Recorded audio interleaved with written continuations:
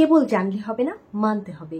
আজ আপনাদের আয়ুর্বেদের এমন কিছু ঘরোয়া টোটকা বলবো যা জেনে রাখলে সারা জীবন কাজে লাগবে। যদি কারো বহু পুরাতন কাশি হয়ে থাকে তাহলে শুধুমাত্র বেদানার খোসা খুব ভালো করে চিবিয়ে খান, কাশি ভালো হবে। আবার সেই বেদানার খোসা যদি ভালো করে পানিতে ফুটিয়ে সেটা চায়ের মতো করে 1 চামচ মধু দিয়ে খাওয়া যায় তাহলেও কাশি ভালো হয়। আর সেই বেদানার খোসায় পানি দিয়ে ফুটিয়ে যদি মধু ছাড়া খাওয়া যায় তাহলে হঠাৎ করে হওয়া ডায়রিয়া থেকে বা ফুড পয়জনিং থেকে বাঁচা যায়। যারা প্রতিনিয়ত আদা ভালো করে চিবিয়ে চিবিয়ে খান, প্রায় 2 থেকে 3 ইঞ্চি আদা সামান্য সৈন্ধব লবণ দিয়ে, তাদের কখনো রক্তে কোলেস্টেরল জমাট বাঁধে না। যারা সবসময় পুদিনা পাতা খান 8 থেকে 10টি চিবিয়ে বা ফুটিয়ে পানি দিয়ে, তাদের শরীরে কখনোই ফুসফুসের কোনো রোগ হয় না। যারা খাবারের পরে একটি করে এলাচ খান তাদের কখনোই হজমের কোনো সমস্যা হয় না। আবার এই এলাচি আপনার যৌবনকে বহু দিন পর্যন্ত ধরে রাখে। সেক্ষেত্রে সাদা এলাচ বা ছোট এলাচি খেতে হবে।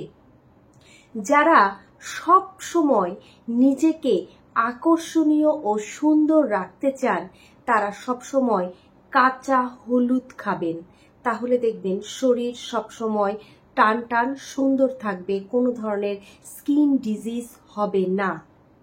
যাদের মনে হয় যে আপনি কখনোই চান না যে আপনার কোনো ব্যথা শরীরে থাক, আপনার সবসময় হাড়গোড় শক্ত সামর্থ্য থাক, মেরুদণ্ডের কোনো ব্যথা না হোক, তারা সবসময় গোলমরিচ খাবেন।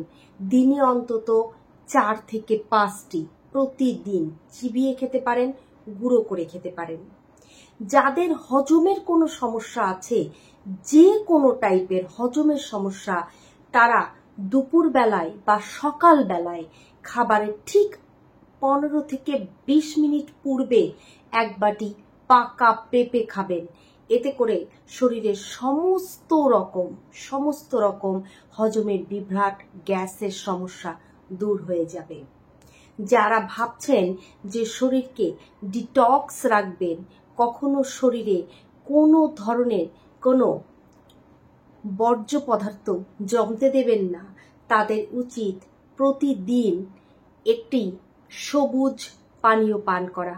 তাতে থাকবে পুদিনা পাতা, ধনিয়া পাতা, আদা, হলুদ এবং সামান্য পরিমাণ মতো পানি। এটাকে সুন্দর করে ব্লেন্ড করে জুস করে তাতে 4 থেকে 5টি গোলমরিচের গুঁড়ো দিয়ে খাবেন। এটা খেলে হর রোজ আপনার শরীর ডিটক্স হতে থাকবে। এই কথাগুলো মেনে চললে সারা জীবন উপকার পাবেন।